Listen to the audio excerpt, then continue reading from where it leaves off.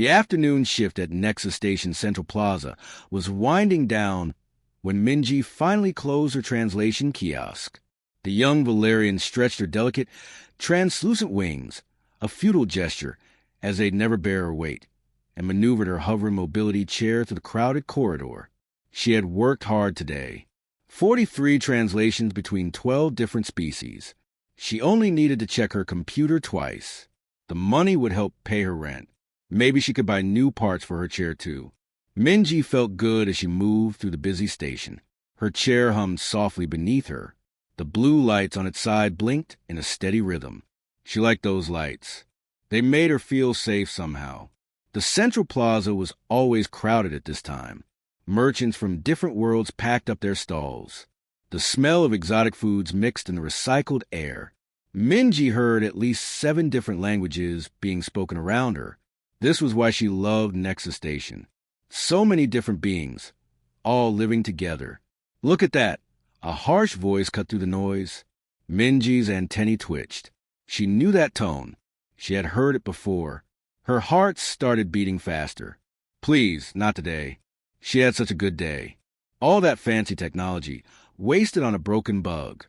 3 Creeler males stood near a food stall. Their reptilian scales shone under the station's bright lights. The biggest, one pointed at her with his clawed finger. His name was Tameen. Minji had seen him before. He always looked for chances to make others feel small. His 2 friends stood beside him. Yejin was a tall one with dark green scales. Hajun had a scar across his snout and always smiled when something bad happened. They all wore expensive clothes. Station security never bothered them. Minji kept her head down. Just ignore them. Just get home. Her apartment was only 10 minutes away. She could make it. Hey, where you going? Tameen called out loud. We're talking to you. Other beings in the corridor looked up, then quickly looked away. A Sedhari merchant suddenly became very interested in his datapad. 2 VRYNN traders walked faster in the opposite direction. A human couple pretended not to hear anything. Minji's fingers shook on her chair's control panel. The corridor was full of people. Surely someone would help if something happened. Surely someone would say something. Her chair suddenly jerked to the left. What? Minji gasped as her mobility chair turned toward the Creeler group. She pushed the controls, but nothing worked. The display screen went dark. The chair stopped responding to her commands. Override codes are so easy to get, Tameen said. He held up a small black device. Red lights blinked on its surface. My father works in station administration. He has access to everything. The chair moved on its own, pulling Minji toward the 3 Creeler. Then it stopped completely. The gentle hum died. The blue safety lights went out. Minji felt herself sinking as the anti-gravity field collapsed. Her wings fluttered uselessly. They had never worked properly. She gripped the armrest tight. Her heart pounded in her chest. Fear made her antennae lie flat against her head. Please, she said quietly. Her voice sounded so small. Don't do this. Don't do what? Yejuan stepped closer. His smile showed too many teeth. We're just borrowing it. You've used it all day. Time to share. Hajun reached down and touched something under her chair. The power core went completely dead. The seat became hard and uncomfortable. It no longer adjusted to her body shape. Her chair was now just a piece of broken furniture. Give it back, Minji said. She hated how weak she sounded. Make us bug. Tameen grabbed her chair's armrest with his clawed hand. Come on, guys. Let's see how this thing slides.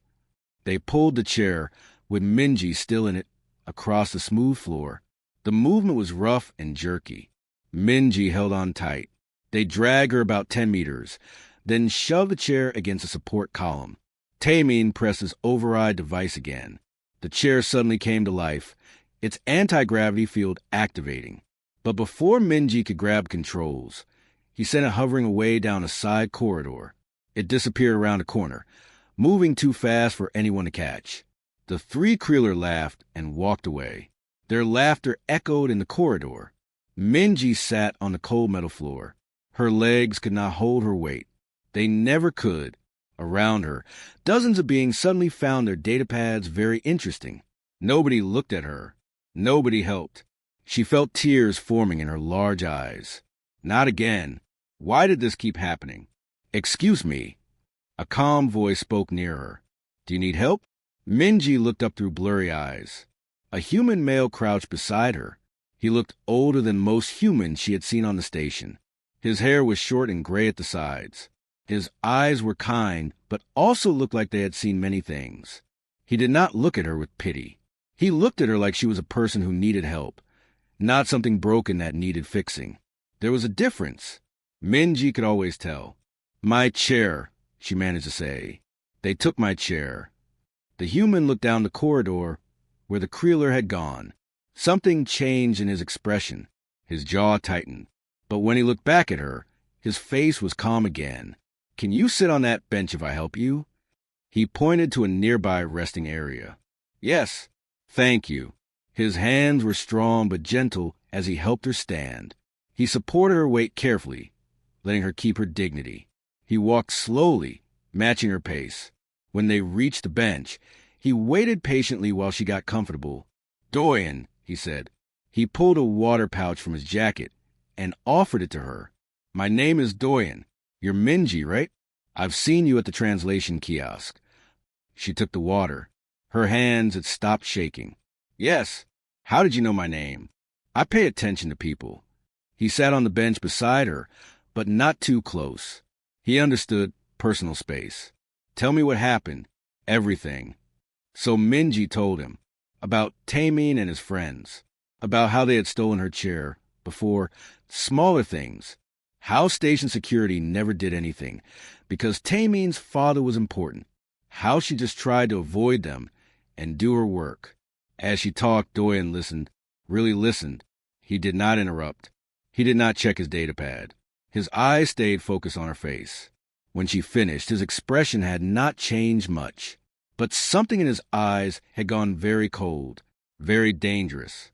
Minji suddenly understood that this human was not what he appeared to be. Where did they take your chair? He asked. Toward the recreation sector, I think. But please, don't make trouble. They're Creeler. They're dangerous. And Taemin's father is Diplomat Sangwoo. Nobody stops them. Security won't help. Doyen stood up slowly. Every movement was controlled and purposeful. Like a soldier, Minji thought. He moves like a soldier. Wait here, he said. I'll get your chair back. But he looked down at her.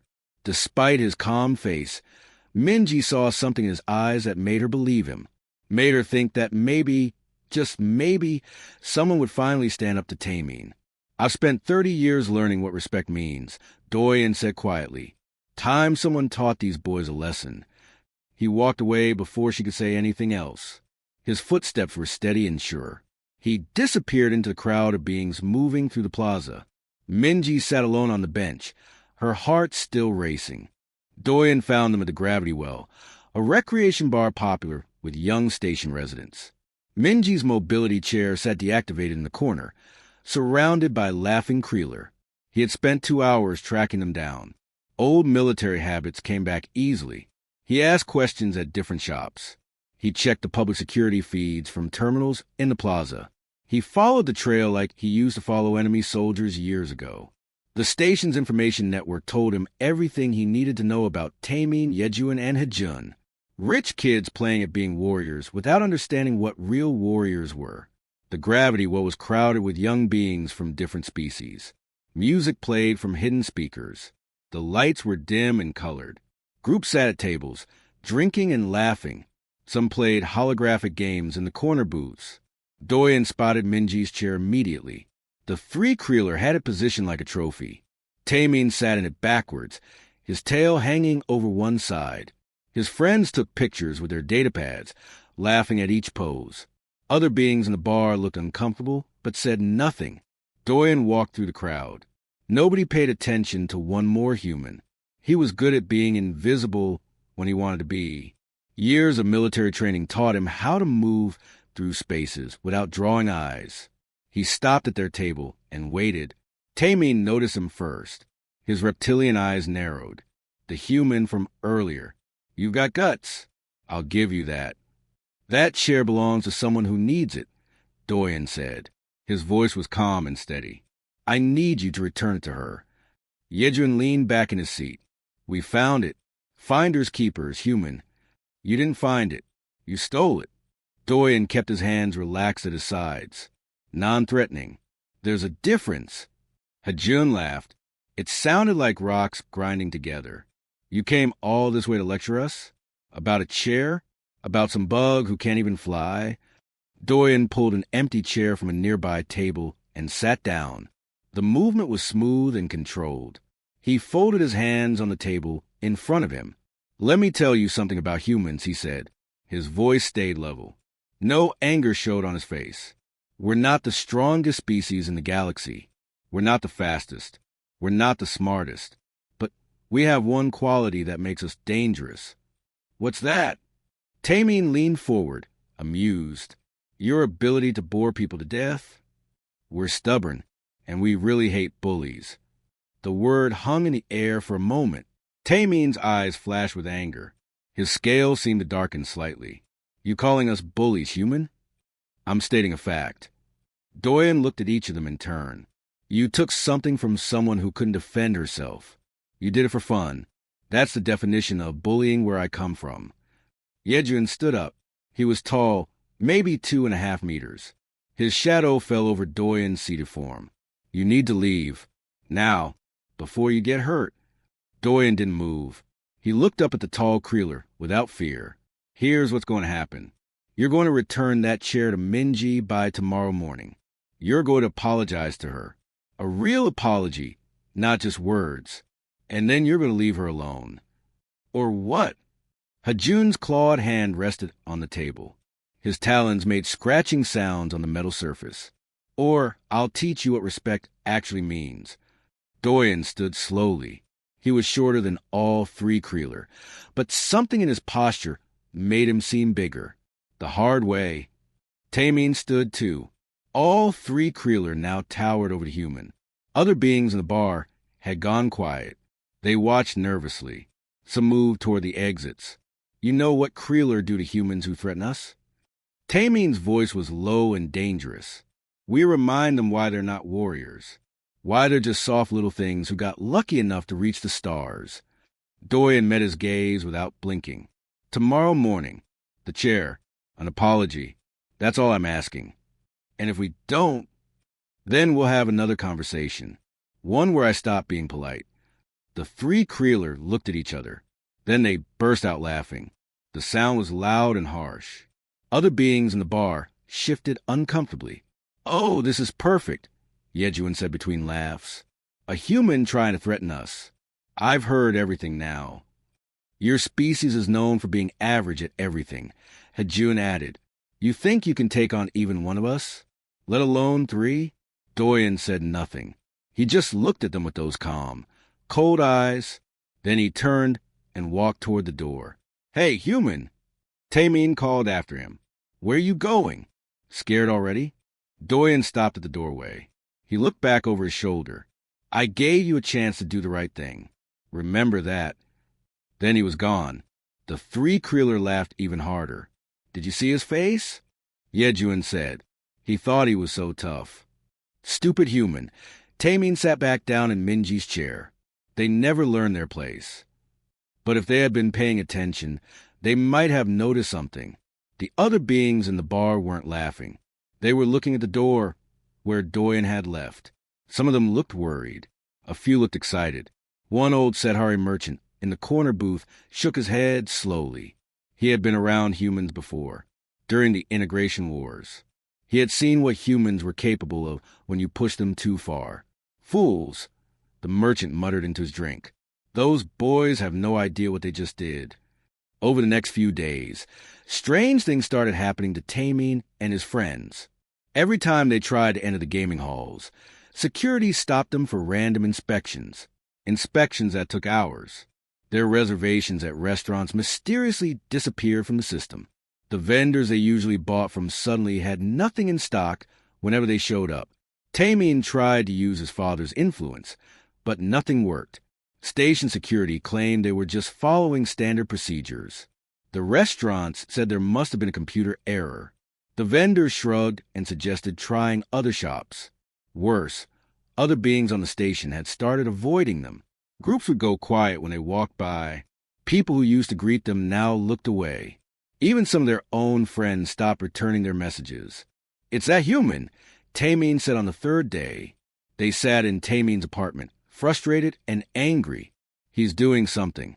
Spreading lies about us." "How?" Hajun asked. "He's just one human. What could he possibly do?"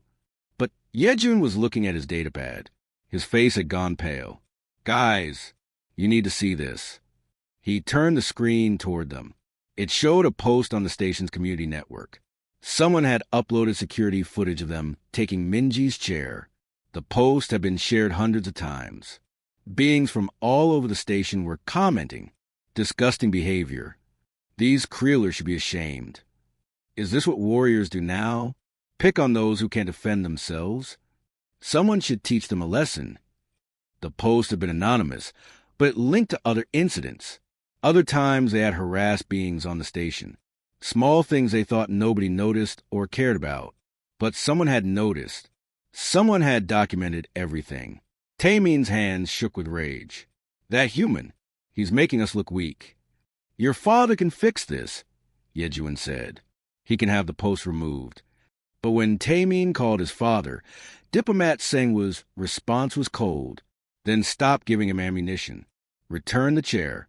Apologize. Move on." Doyen arrived at cargo bay 7:30 minutes early. Old habits never died. Always scout the battlefield first. Always know your environment before the enemy arrives. The cargo bay was large and cold. Stacks of metal containers reached toward the high ceiling. Some were marked with symbols from different worlds. Loading equipment sat silent in the corners. The bay had multiple levels connected by metal stairs. Overhead, exposed pipes and support beams created shadows in the dim lighting. Doyen walked the perimeter slowly. He checked the gravity controls near the entrance. Standard station gravity. But there was a panel that could adjust different sections of the bay. Useful. He noted the spacing between containers. Narrow passages where a larger being would have trouble moving quickly. Very useful. He found a good position near the center, with clear sight lines in all directions. Then he waited. At exactly midnight, the bay door opened. Tamin, Yejuan, and Hajun entered. They spread out immediately, trying to surround him. Smart, but predictable. "You actually came," Tamin called out.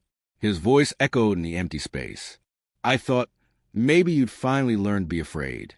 "I told you I'd be here," Doyen said. He stood relaxed, hands at his sides. "This is your last chance. Return the chair. Apologize to Minji. Walk away. We're past that now, human." Yejuan moved to Doyen's left. "You've made us look bad. Turn people against us. That has consequences. You made yourselves look bad. I just made sure people noticed." Hajun laughed from the right side. "Such brave words for someone about to learn a painful lesson. Do you know how strong Creeler are compared to humans? We could break you without trying." Doyen's expression didn't change. "Strength isn't just about muscles. But you've never had to learn that, have you?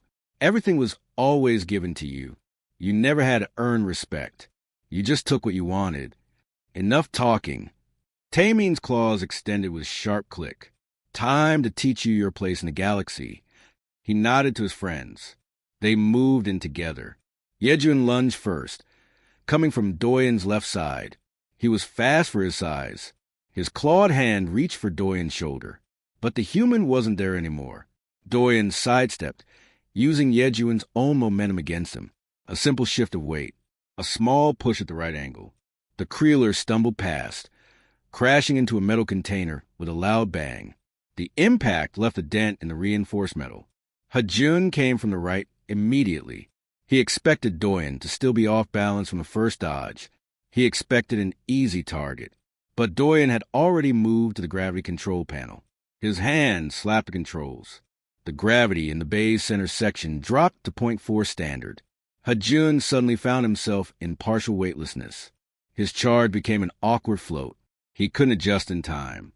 Doyen stepped aside. Hajun sailed past and hit the far wall, scrambling for purchase on the smooth metal floor. "You fight like a coward," Tamin roared. He charged straight ahead, not bothering with tactics. Pure aggression, pure force. Doyen ran, not away, but toward a narrow gap between two tall container stacks. Tamin followed, confident in his superior strength and reach. But the gap was tight. Tamin's broad shoulders scraped against the containers. He had to turn sideways to fit through. Doyen was already on top of the containers. He grabbed a cargo strap hanging from the ceiling and swung himself up. Years of training made the movement look easy. He crouched on the container, looking down at Tamin struggling in the narrow space below. "You fight like someone who's never had to," Doyen said. "Someone who's never faced a real enemy, never had to adapt, never had to be smart." Tamin roared and tried to climb after him, but his claws couldn't find good grip on the smooth container surface.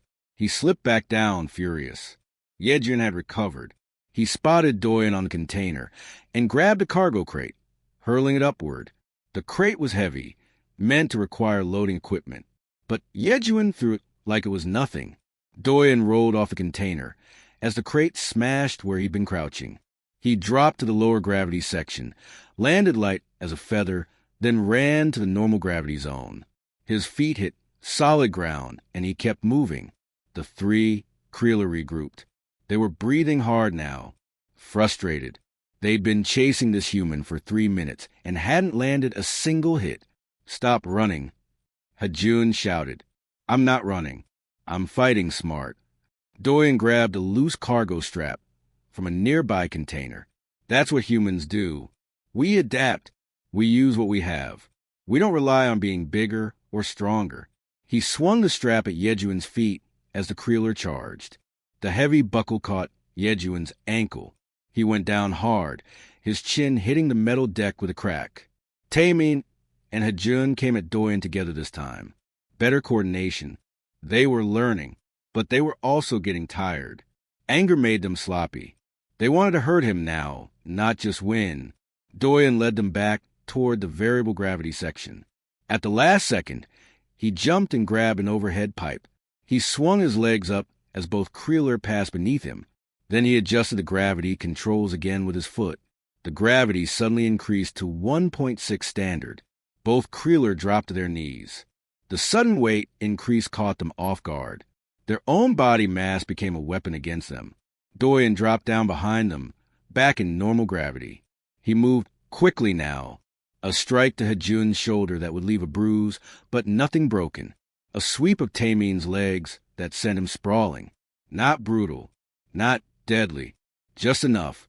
When Yedrin finally got back up and charged again, Doyen simply stepped aside and let the Kreeler's momentum carry him into the high-gravity zone. Yedrin collapsed under his own weight. 7 minutes after the fight started, all three Kreeler lay on the deck. They were gasping for air. Their pride hurt worse than their bodies.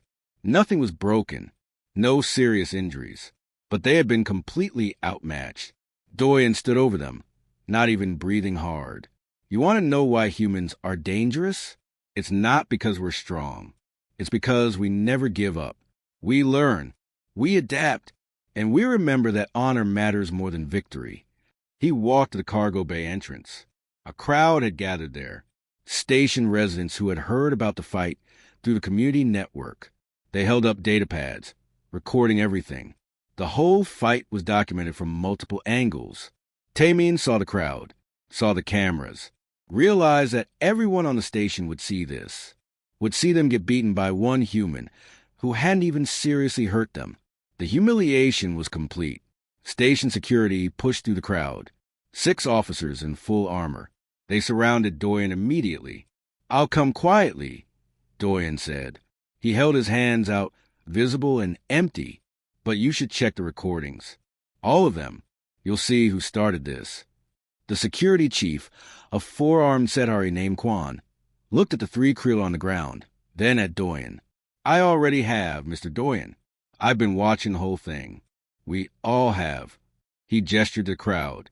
Half the station had been watching the live feed. Someone had hacked into the cargo bay security cameras and broadcast everything. Everyone to the security station, Quan said. We need statements from all of you. As they led Doyen away, he walked past Tamine. The hearing took place in Station Commander Yunji's office.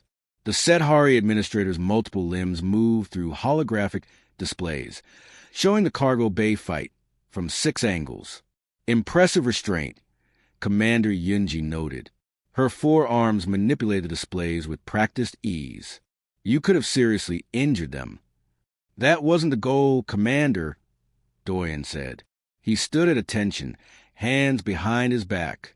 Old military posture came naturally. Diplomat Sangwoo stood rigidly in the corner. His scales had darkened with anger. My son was assaulted by this human. I demand justice. Your son invited Mr. Doyen to that cargo bay. Commander Yunji replied calmly. The message logs are clear. Your son and his friends initiated combat. We have recordings. She played the footage again. The holographic display showed everything. Tamine's message. The 3 Creelers spreading out to surround Doyen. The first attack. Every moment documented in perfect clarity. They attacked him 3-on-1, Yunji continued. And Mr. Doyen responded with minimal force. He could have broken bones. Could have caused serious injury. He chose not to. An older Creeler in military uniform stepped forward from the side of the room. Commander Borum was a veteran of several wars. His scales bore scars from decades of real combat. He looked nothing like the soft young Creeler who lounged around the station. I have watched this recording 12 times, Borum said. His voice was deep and rough. This human showed true warrior's honor. He gave warnings before the fight. He used only the force necessary. He never struck to kill or maim, only to stop the attack. He turned to face Sangwoo directly. Your son showed none of these things. He has no honor. He is no warrior. He is a bully with privilege. Sangwoo's scales flushed darker. You dare speak about my son this way?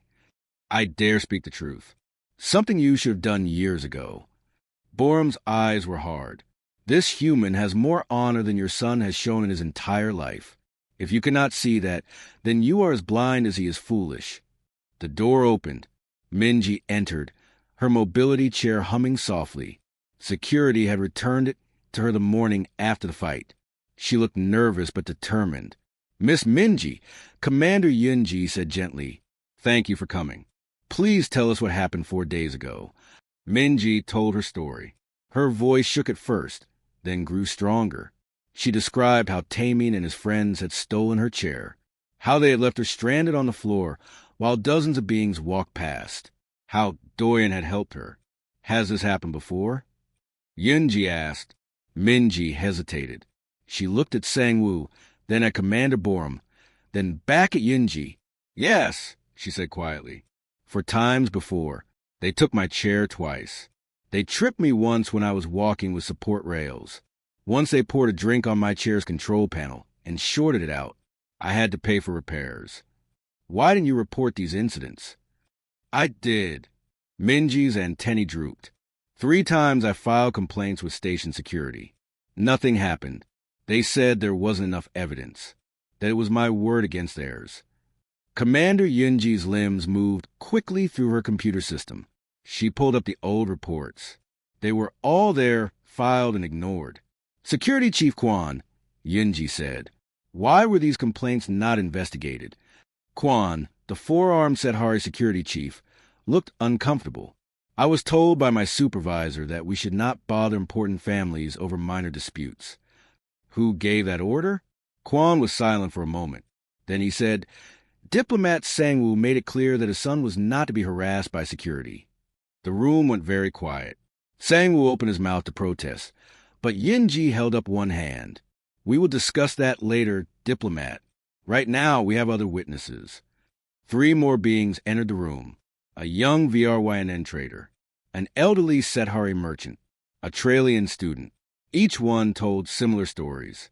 Tamine and his friends had harassed them, stolen things, pushed them around, made their lives difficult, all because they could, all because no one stopped them.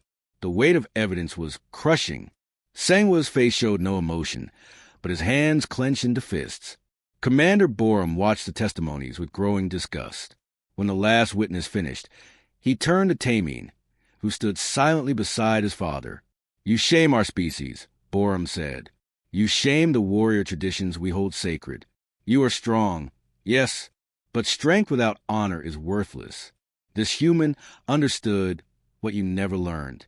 Power is meant to protect, not to prey." Tamine said nothing. He stared at the floor. Commander Yunji reviewed all the evidence on her displays. Then she made her decision. "Tamine, Yejuan, and Hajun will each perform 6 months of community service," she announced. "Specifically, they will assist beings with mobility challenges throughout this station. They will help with accessibility issues. They will learn what life is like for those who face barriers every day." "This is outrageous," Sangwoo started to say. "I am not finished, diplomat." Yunji's voice was sharp. "You use your position to prevent proper investigation of complaints. That is abuse of power. You will be formally reprimanded. If anything like this happens again, you will be removed from your position." Sangwoo's mouth closed with a snap.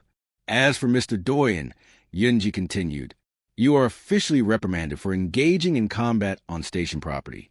However, given the circumstances and your clear restraint, the penalty is time already served during detention. You are also offered a position in station security, should you wish it." Doyen nodded once. "Thank you, Commander. I accept." After the hearing ended, most people filed out quickly, but Minji waited for Doyen in the corridor. "Why did you do it?" she asked. "You could have been hurt. You could have been arrested. Why risk all that for someone you barely know?" Doyen was quiet for a moment. He looked out the window at the stars beyond the station. "I had a friend once," he finally said. "Her name was Hyojin. She lost her legs in combat. She was the bravest soldier I ever knew. But when she came home, people mocked her, called her broken, called her useless. I watched her suffer, and I did nothing. I told myself it wasn't my problem, that she could handle it." His voice got quieter. "She took her own life 3 years later, and I realized I had failed her. I had the power to stand with her, and I chose not to. I chose comfort over doing what was right." He looked at Minji. "I won't make that mistake again. True strength isn't about what you can do. It's about what you choose to do. I chose to stand with you." Minji's large eyes glistened with tears. "She was lucky to have a friend like you, even if you didn't realize it at the time." "I hope so."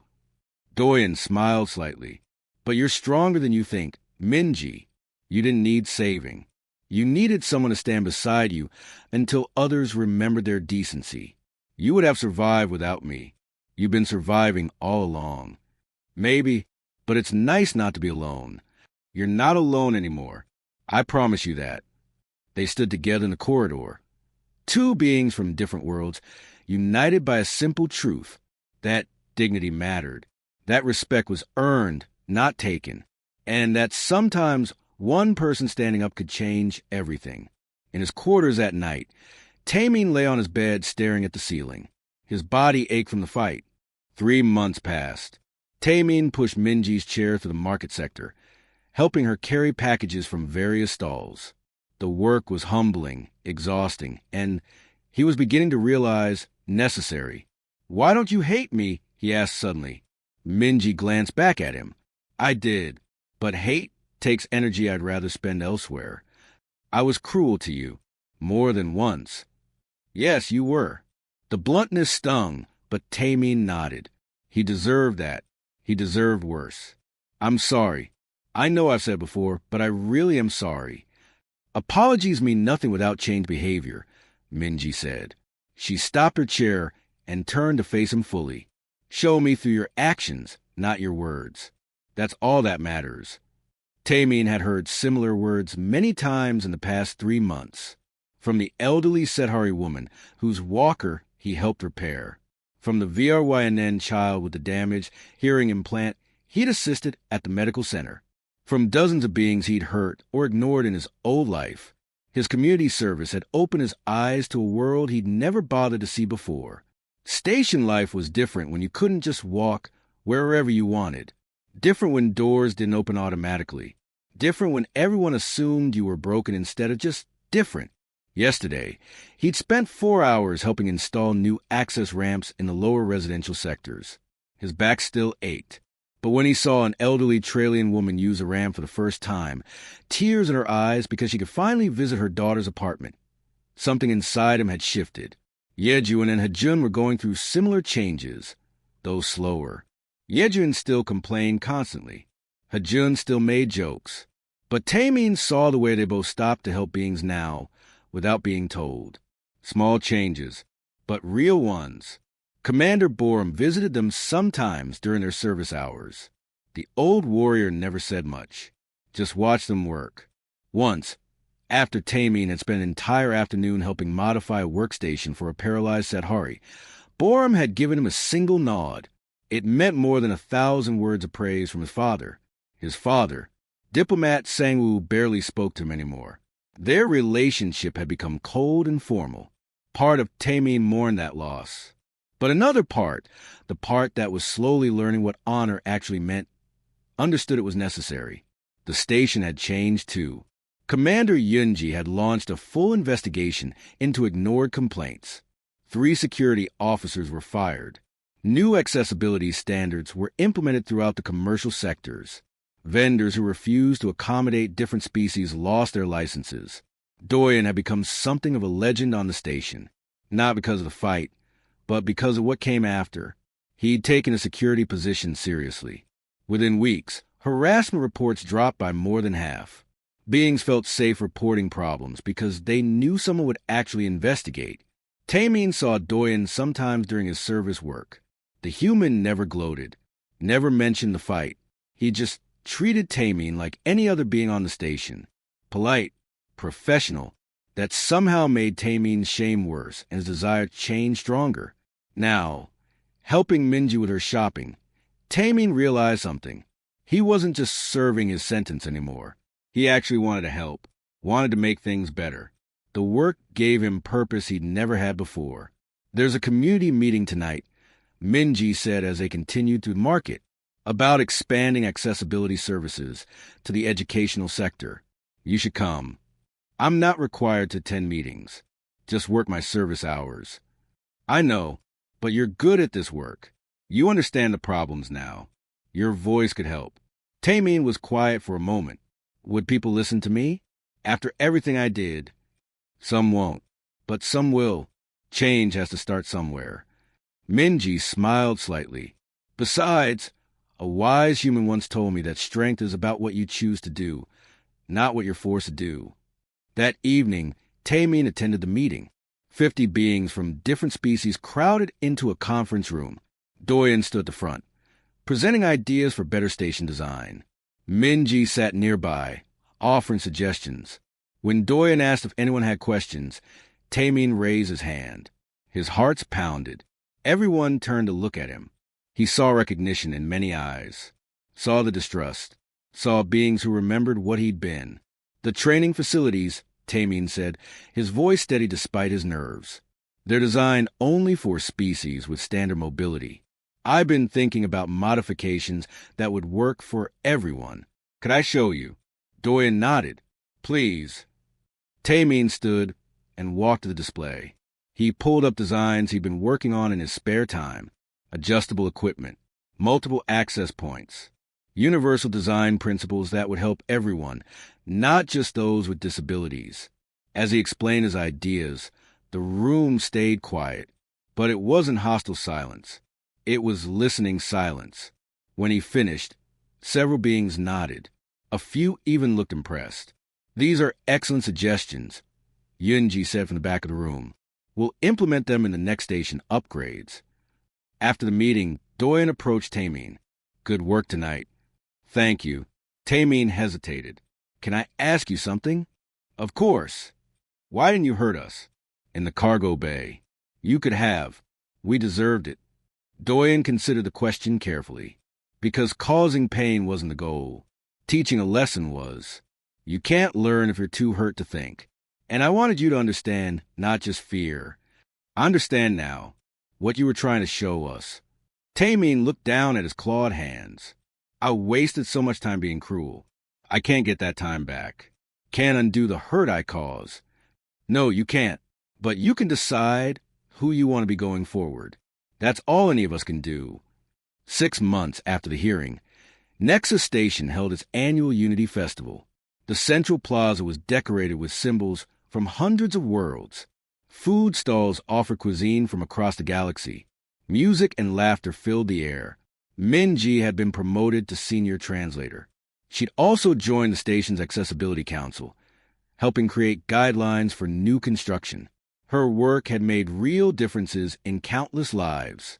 Tamin had finished his community service 2 weeks earlier, but he'd immediately volunteered to continue the work. He'd found his calling in helping others. Commander Borm had even suggested he consider training for station security, focusing on community relations. Yejun and Hajun had also found new paths. Yejun was studying to become a physical therapist. Hajun was working with the engineering team on universal design projects. Doyen stood at the edge of the festival, watching the celebration. Commander Yunji appeared beside him, carrying a plate of food from various stalls. "You changed this place," she said, offering him something that looked like fried dough. "I just reminded people what they already knew," Doyen replied, accepting the food. Humble words from a human who took down 3 Kreeler and reformed them in the process. Doyen smiled slightly. The fight was the easy part. Real change takes time. His communicator chirped. A message from another station. Space Station Kepler was having problems with discrimination and harassment. They'd heard about what happened on Nexus. They wanted his help. "Another station needs you," Yunji observed. "Looks that way. Will you go?" Doyen watched Tamin across the plaza, helping an elderly being navigate through the crowd. Watched Minji laughing with friends at her translation booth. Watched hundreds of different species celebrating together in a space that was finally becoming accessible to all. "Yes," he said quietly. "There's more work to do. The galaxy needs more beings like you, beings who stand up when it's needed. The galaxy needs more beings willing to change. Like Tamin. He's the real success story here, not me." Yunji's multiple eyes studied him. "Why did you really help Minji that day? Tell me the truth." Doyen was quiet for a long moment. "Because I failed someone once. Someone who needed me to stand with her, and I didn't. I can't save her anymore. But I can make sure others don't feel that same abandonment. Your friend will be proud of what you've done." "I hope so." Doyen looked at the stars through the station's viewport. "I really hope so." He sent a reply to Station Kepler, accepting their request. He'd leave in 3 days. Enough time to finish his current duties and say proper goodbyes. As the festival continued into the night, Doyen made his rounds. He checked on security, made sure the accessibility features were working properly, help where needed, always watching, always ready to stand up when necessary. Tamin found him near the end of the evening. "I heard you're leaving." "News travels fast. Thank you for everything, for teaching me what I should have learned years ago." Doyen extended his hand. Tamin gripped it carefully, mindful of his claws. A gesture of respect between former enemies who become something else. Not quite friends, but something meaningful nonetheless. "Remember what matters," Doyen said. "Strength protects. It doesn't prey. Honor isn't about winning. It's about doing right even when it's hard." "I'll remember." As Doyen walked away, Tamin stood watching. The human was just one being. Average height for his species. No special powers. No superior strength. But he'd changed an entire station through simple stubbornness and moral courage. That, Tamin finally understood, was what true strength looked like. The end.